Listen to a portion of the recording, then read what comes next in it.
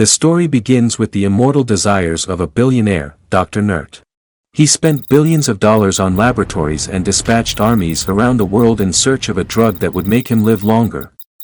Well, sir, I don't think their medicine can make humans immortal, but extending lifespan by hundreds of years has been mentioned by neighboring tribes.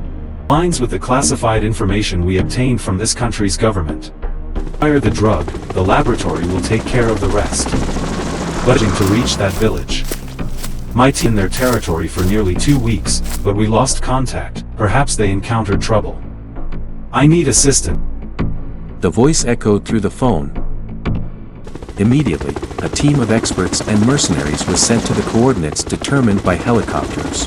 However, the heavy fog forced the helicopters to leave them on the outskirts of the tribal territory. Dr. Nerd's army would have to trek the remaining distance.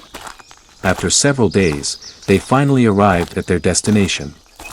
However, all they found were crude and dilapidated wooden houses. We'll rest tonight, make a fire, cook something delicious, and have whiskey. Tomorrow, we'll investigate why this village has been abandoned, declared the team captain.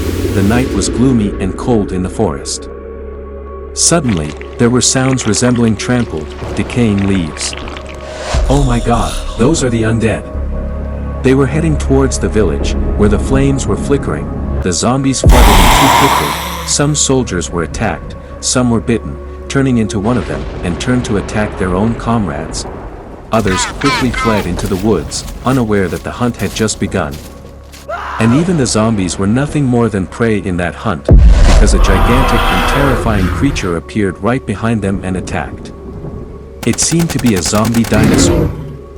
The elixir of immortality was real, but it could only turn creatures into zombies. A few survivors ran along the stream and found a large lake in the forest. Perhaps if we hold our breath and hide under the lake until morning, we can escape, they thought.